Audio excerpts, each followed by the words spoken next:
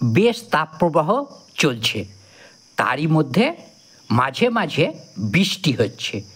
বাগানের গাছগুলো সুন্দর সজীবতায় বেড়ে উঠছে, সঙ্গে প্রচুর পরিমাণে গাছে ফুল আসছে। ঠিক এই সময় হঠাৎ করে আপনাদের বাগানের গাছগুলি যদি শুকাতে শুরু করে, হঠাৎ করে ফুল দেয়া বন্ধ করে দেয়, তাহলে আজকের ভিডিওতে এমন একটি জৈব ঘরোয়া খাবার গাছগুলিতে দেবার কথা বলবো, যার প্রয়োগে আপনারা বাগানের গাছগুলিকে দ্বিগুণ হারে বৃদ্ধি করতে পারবেন। সেই সঙ্গে এই যে বাগানের গাছগুলির আটকে থাকা গ্রোথ, যেগুলো ফাঙ্গাসের কারণে শুকিয়ে যাচ্ছে, সেই সমস্ত গাছগুলিকে আপনারা বাঁচাতে পারবেন। এবং যার প্রয়োগে আমরা কিন্তু প্রতিটা গাছকে ফেরাতে পারবো। এই প্রচণ্ড গরমে যে সমস্ত গাছগুলি শুকিয়ে যেতে বসেছে, পাতা হলুদ হচ্ছে, সেই গাছগুলোকে আমরা রক্ষা করতে পারবো। এবং সর্বোপরি এই সময় যে ছত্রাক ফাঙ্গাস প্রবলেম, সেইগুলোকে দূরে সরাতে সক্ষম এই জৈব খাবার। এই জৈব খাবার কিন্তু আমরা বিনা খরচে তৈরি করতে পারবো।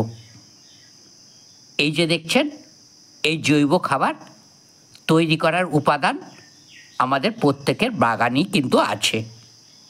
কি এই ঘরোয়া উপাদান, যার প্রয়োগে আমরা অনেকগুলি সুবিধা বেনিফিট পাব?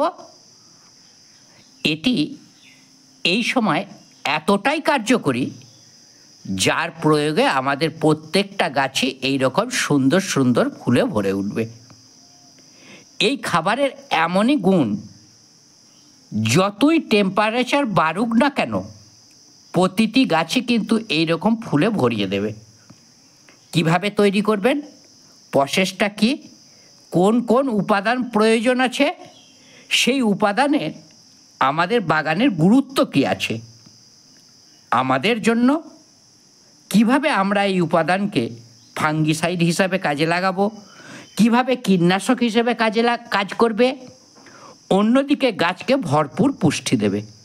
তো চলুন বন্ধুরা, দেখে নিই আজকের ভিডিওর গভীরতা। নমস্কার আমার সকল সুপ্রিয় বাগান বন্ধুরা, মুখার্জিস গার্ডেন্সে আপনাদের সকলকেই স্বাগত জানাই। বন্ধুরা, ছাদ বাগানে গাছগুলিকে বাঁচাতে এই যে অতিরিক্ত টেম্পারেচারের হাত থেকে ফাঙ্গাসের যে প্রবলেম, তার জন্য এবং গাছের পাতা শুকিয়ে যাওয়ার হাত থেকে এই যে দেখছেন, এই ফার্টিলাইজারটা তৈরি করেছে ঘরোয়াভাবে। এই ফার্টিলাইজারটি তৈরি করার জন্য আমাদের কাছে যে উপাদান আছে, সেটা হলো অ্যালোভেরা। এটি আমরা সবাই জানি ও চিনি, প্রায় প্রতিটা বাড়িতেই আমরা বসিয়ে থাকি। এটা সেবনে অনেক শারীরিক সমস্যা আমাদের দূর হয়ে থাকে। অ্যালোভেরা জুস বিভিন্ন উপায়ে মানুষের জীবনে গুরুত্বপূর্ণ ভূমিকা পালন করে।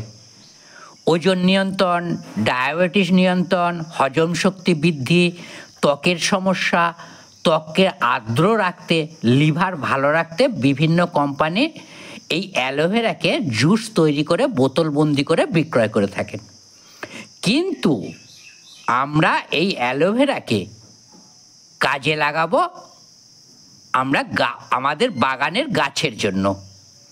সেটা হচ্ছে এই প্রচণ্ড তাপদাহে যে গাছগুলি ঝলসে মারা যাচ্ছে, রোদের মধ্যে যে সমস্ত গাছ বৃদ্ধি হচ্ছে না বা গাছে ফুল আসছে না, যে সমস্ত গাছের রোগ প্রতিরোধ ক্ষমতা কমে গেছে এবং যে গাছগুলিতে প্রচুর পরিমাণে ফাঙ্গাস অ্যাটাক হচ্ছে প্রত্যেকটা প্রবলেমকে, কিন্তু এই অ্যালোভেরার একটি ডাল মিটিয়ে দেবে সব সমস্যা।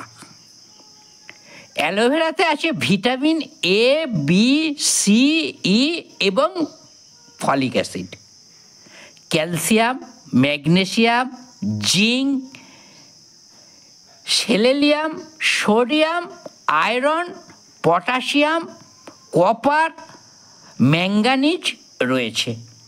আর তার সঙ্গে রয়েছে অ্যামিনো অ্যাসিডের একটি ভালো উৎস। অন্যান্য এনজাইম রয়েছে শর্করা। এটি এমনই এক উপাদান যার মধ্যে রয়েছে 20 ধরনের খনিজ। এটি যদি আমরা ব্যবহার করি গাছে, তো প্রফিট কি? এই অ্যালোভেরাকে তরল করে প্রথম প্রয়োগ করব কোথায়? যেমন ধরুন বীজ থেকে চারা তৈরি করছেন বা ছোট চারা গাছ কিনে আনছেন। এই চারাগুলির গ্রোথের জন্য গ্রোথ হরমোনের প্রয়োজন হয় প্রচুর। এই গাছগুলোকে সাধারণভাবে বৃদ্ধি করানোর জন্য এই অ্যালোভেরাকে কিভাবে আমরা গাছে ফার্টিলাইজার, ফাঙ্গিসাইড ও কীটনাশক হিসাবে কাজে লাগাবো। প্রথমে আমরা অ্যালোভেরা থেকে জেলটি বার করে নেব। ছোট্ট ছোট্ট টুকরো করে জুস হ্যান্ড মেশিনে চাপ দিলেই তরল জেলটি সুন্দরভাবে বার হয়ে যাবে। এই তরলটি আমরা হাফ লিটার জলে 20 থেকে 25 ml জলের সঙ্গে মিশিয়ে নেব। এটি প্রথম প্রয়োগ করব। যেমন ধরুন বীজ থেকে চারা তৈরি করে নিচ্ছেন, বা চারা গাছ নতুন কিনে এনেছেন, বা ডাল কলম করে চারা তৈরি করছেন, সেগুলি নতুনভাবে রিপোর্ট করছেন। এই সমস্ত গাছে এই সময় প্রয়োগ করুন প্রয়োজন মতো, কারণ এই নতুন চারাগুলির গ্রোথের সময় প্রয়োজন হয় গ্রোথ হরমোনের। আর এই তরল সার দিলে গাছগুলির দ্রুত বৃদ্ধি হবে, সঙ্গে পটগুলিতে ফাঙ্গাস ইনফেকশন হবে না। তো বন্ধুরা, যদি চারা গাছগুলি সুন্দরভাবে বৃদ্ধি চাই, তো 15 দিনে একবার করে এই ফার্টিলাইজারটি আপনারা দিতে পারেন গাছে।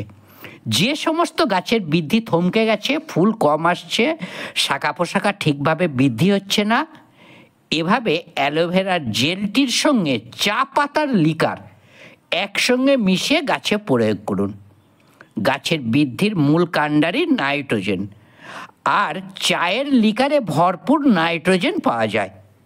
1 লিটার জলে 50 থেকে 75 ml অ্যালোভেরা তরল সঙ্গে 20-25 ml চায়ের লিকার একসঙ্গে মিশিয়ে এই গরমের তাপের সময় 10 দিনে একবার টবের মাটি ভিজিয়ে দিন। আপনি 2-3 বার দেওয়ার পর দেখবেন বর্ষাকালে যেমন গাছগুলির উজ্জ্বলতা বাড়তে থাকে, বৃদ্ধি হয়, ঠিক তেমনই গাছগুলি তৈরি করতে পারবেন। তৃতীয়, যে সমস্ত গাছের পাতা হলুদ হয়ে শুকিয়ে যাচ্ছে, ফাঙ্গাসের কারণে গাছের পাতা ডগা শুকিয়ে যাচ্ছে, রোদের তাপে সবুজ পাতা ঝলসে যাচ্ছে, পাতা পুড়ে যাচ্ছে, তার ওপর পোকার আক্রমণে গাছের পাতা কুঁচকে যাচ্ছে, 1 লিটার জল নিন। একটি পাত্রে 20 থেকে 30 ml অ্যালোভেরা তরল, একই পরিমাণে চায়ের লিকার, এর সঙ্গে চা চামচের 1 চামচ করে হলুদ এবং লঙ্কা গুঁড়ো ভালো করে মিশিয়ে 20 মিনিট রেখে দিন। সকালের দিকে গাছে স্প্রে করুন 10 থেকে 12 দিন পর পর। তাহলে কি বেনিফিট পাবেন? গাছে ছত্রাক হবে না, পোকামাকড় থাকবে না, আর সূর্যের আলোর তাপের গাছের পাতাগুলো ঝলসে শুকিয়ে যেতে বসেছে, এই ঘরোয়া তরল গাছে স্প্রে করলে তা পুনরুদ্ধার হবে। একদিকে পুষ্টি, অন্যদিকে ফাঙ্গাস পোকামাকড় যেমন দূর হবে, আর এই সূর্যের তাপে এই অ্যালোভেরা জেলটি গাছে স্প্রে করলে গাছে আর্দ্রতা ধরে রাখবে। বন্ধুরা, এই জৈব তরল ফ্রি ফার্টিলাইজার বাগানের সমস্ত গাছে প্রয়োগ করুন। শুকিয়ে যাবে না একটি গাছও।